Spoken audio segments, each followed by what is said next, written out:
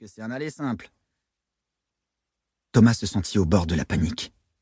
Les voix étaient bizarres, résonnaient curieusement. Certains mots lui échappaient, quand ils ne lui étaient pas complètement étrangers. Il plissa les paupières et tourna les yeux vers le plafond. Il ne distingua d'abord que des ombres et bientôt des silhouettes.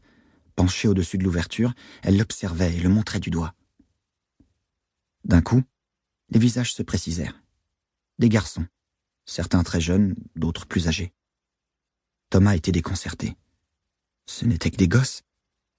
Ses craintes s'apaisèrent en partie, pas assez toutefois pour que les battements de son cœur se calment. On lui descendit une corde terminée par une boucle.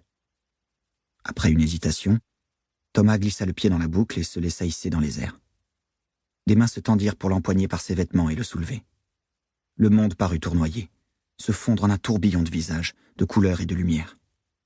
Des émotions contradictoires lui tordaient les entrailles. Il aurait voulu hurler, pleurer et vomir tout à la fois. Les garçons s'étaient tus. Quelqu'un prit la parole. « Content de te voir, tocard. Bienvenue au bloc. » Thomas n'oublierait jamais ces mots. Chapitre 2. Des mains secourables le mirent debout et les poussèrent de la tête aux pieds. Toujours ébloui, Thomas vacilla sur ses jambes. Dévoré par la curiosité malgré la sensation de nausée qui ne le quittait pas, il voulut examiner ce qui l'entourait. Les enfants le fixaient en ricanant, tandis qu'il tournait lentement sur lui-même. Certains tendirent la main pour le toucher. Il devait être une bonne cinquantaine, de toutes les tailles et de toutes les origines, les vêtements crasseux et maculés de sueur. Thomas se sentit subitement pris de vertige. Son regard ne cessait d'aller et venir entre les garçons et l'endroit étrange où il se trouvait. Une esplanade, grande comme plusieurs terrains de foot, ceinte de murs gigantesques en pierre grise. Couvert de lierre, haut d'une centaine de mètres au moins, il formait un carré parfait. Chacun était percé au milieu, sur toute la hauteur, d'une ouverture qui donnait accès à de longs couloirs. « Matez le bleu !» dit une voix éraillée. « Il va se dévisser son sale petit cou à reluquer comme ça dans tous les coins. » Plusieurs garçons s'esclaffèrent. « La ferme, Gali !» riposta une voix plus grave. Thomas reporta son regard sur les dizaines d'inconnus qui l'entouraient. Un grand blond à la mâchoire carrée le reniflait sans expression. Un petit gros le dévisageait avec de grands yeux, en se balançant d'avant en arrière sur ses talons.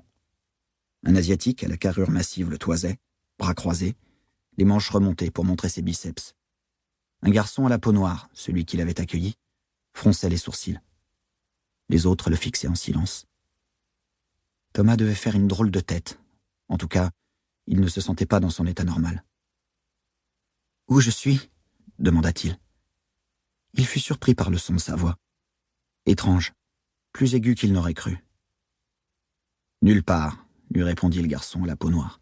« Et je peux te dire que tu vas y rester un moment. »« Quel maton il aura ?» cria quelqu'un dans le fond. « Je te l'ai dit, guignol, » rétorqua une voix nasillarde. « C'est un plonk, on en fera un torcheur. Je parie tout ce que tu veux. » Le gamin gloussa comme s'il venait de lâcher une bonne blague. Thomas se sentit gagner une fois de plus par la confusion. Tous ces mots n'évoquaient pas grand-chose pour lui. Plonk, maton, torcheur. Les autres les employaient avec tellement de naturel qu'il lui semblait bizarre de ne pas les comprendre. Comme si un pan entier de vocabulaire avait disparu de sa mémoire. C'était très perturbant. Des émotions contradictoires bouillonnaient en lui. Perplexité, curiosité, peur, panique. Mais au cœur de tout ça, il y avait surtout un sentiment de désespoir absolu. Comme si le monde avait pris fin et qu'on l'avait remplacé par quelque chose d'épouvantable. Il aurait voulu fuir et se cacher. Le garçon à la voix éraillée disait « Je te parie même un bout de mon foie !» Thomas ne parvenait pas à repérer qui c'était. « Je vous ai dit de la boucler !» rugit le garçon à la peau noire. « Continuez à jacasser comme ça et je réduis la prochaine pause de moitié. » Ce devait être leur chef, pensa Thomas. Là, de voir les autres le dévisager comme une bête curieuse, il se concentra sur le bloc, comme l'avait appelé le garçon. Le sol de l'esplanade, fait de gigantesques dalles, était zébré de fissures envahies par les mauvaises herbes. À droite, une bâtisse en bois offrait un contraste saisissant avec la pierre grise. Quelques arbres l'entouraient, leurs racines noueuses plongeant comme des doigts entre les pierres.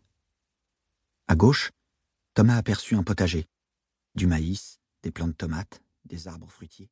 Para seguir escuchando este audiolibro gratuitamente, haz clic en el enlace de la descripción y podrás escucharlo completo sin coste gracias a la prueba de 30 días de Audible.